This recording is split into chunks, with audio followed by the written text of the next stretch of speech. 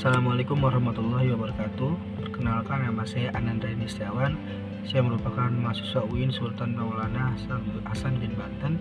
Saya merupakan angkatan 2020. Di sini saya akan menjelaskan mengenai tentang penyelesaian sengketa melalui arbitrase syariah di Indonesia. Nah, kita akan memulai dari keterkaitan dengan hukum Islam. Dalam hukum Islam, penyelesaian sengketa melalui arbitrase dikenal dengan nama tahkim. Tahkim ini diakui sebagai salah satu bentuk mekanisme penyelesaian sengketa yang diperbolehkan di luar lembaga peradilan atau al-qada. Nah, tahkim ini dapat didefinisikan sebagai penyerahan suatu sengketa oleh dua pihak atau lebih kepada pihak ketiga atau hakam untuk diselesaikan berdasarkan syariah. MS Madkhur 1963. Pengaturan tentang tahkim ini juga tertulis secara jelas dalam Al-Quran dan hadis.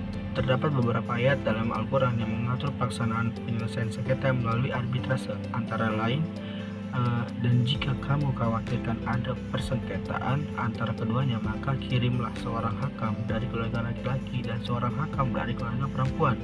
Jika kedua orang hakam itu bermaksud mengadakan kebaikan, niscaya Allah akan memberi taufik kepada suami istri itu. Sungguhnya Allah Maha Mengetahui, Maha Mengenal.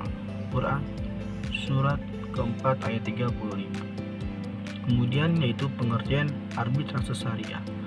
Menurut Syekh Khalid Rashid 2011, Islam mendorong penyelesaian sengketa melalui tahkim atau arbitrase.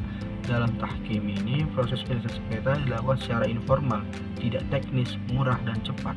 Masing-masing pihak berhak untuk menarik diri dari proses arbitrase sebelum putusan diberikan. Jika para pihak telah menetapkan batas waktu untuk penyamaran mereka, maka harus dipatuhi. Pihak yang bersengketa dapat menunjuk seorang arbiter. Lalu arbiter dalam hukum Islam tidak terbelenggu dengan prosedur terbelit-belit. Jika penyelesaian sengketa tidak tercapai, maka arbiter bisa memberikan putusan yang mengikat secara hukum kepada kedua belah pihak.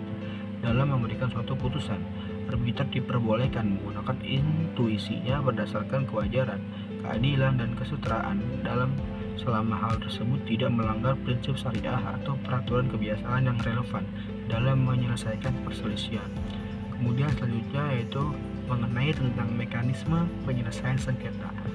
Badan Arbitrase Syariah atau Basarnas sebagai alternatif penyelesaian sengketa di lembaga keuangan syariah mempunyai tujuan, yaitu memberikan penyelesaian sengketa yang adil dan cepat dalam sengketa-sengketa muamalat atau perdata yang timbul dalam bidang perdagangan, industri, keuangan, jasa, dan lain-lain. Kemudian menerima permintaan yang diajukan oleh para pihak dalam suatu perjanjian tanpa adanya suatu sengketa untuk memberikan suatu pendapat yang mengikat mengenai suatu persoalan berkenaan dengan perjanjian tersebut.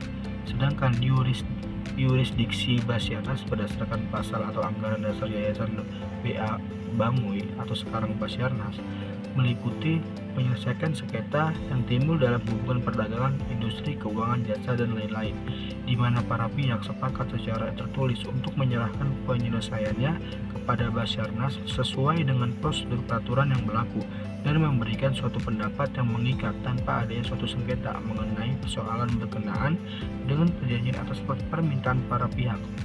Yurisdiksi Basarnas di atas selaras dengan Undang-Undang Nomor 30 Tahun 1999 tentang arbitrase.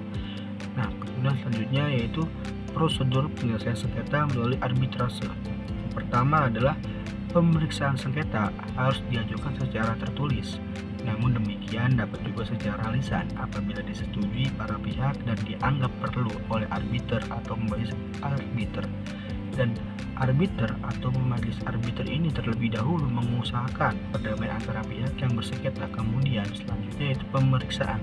Pemeriksaan atas sengketa harus diselesaikan dalam waktu paling lama 180 hari sejak arbiter atau majelis arbiter terbentuk, namun demikian dapat diperpanjang apabila diperlukan dan disetujui oleh para pihak. Kemudian putusan arbitrase harus memenuhi kepala putusan yang berbunyi demi keadilan berdasarkan ketuhanan yang Maha Esa. Nama singkat sengketa, uraian singkat sengketa, pendirian cara pihak, nama lengkap dan alamat arbiter, pertimbangan dan kesimpulan arbiter atau majelis arbiter mengenai keseluruhan sengketa. Pendapat masing-masing arbiter dalam hal terdapat perbedaan pendapat dalam majelis arbiter, alamat putusan, tempat dan tanggal putusan, dan tanda tangan arbiter atau majelis arbiter. Nah, kemudian setelah itu dalam putusan ditetapkan suatu jangka waktu putusan tersebut harus dilaksanakan. Apabila pemeriksaan sengketa telah selesai, pemeriksaan harus ditutup dan ditetapkan hari sidang untuk mengucapkan putusan arbitrase dan diucapkan dalam waktu paling lama 30 hari setelah pemeriksaan ditutup.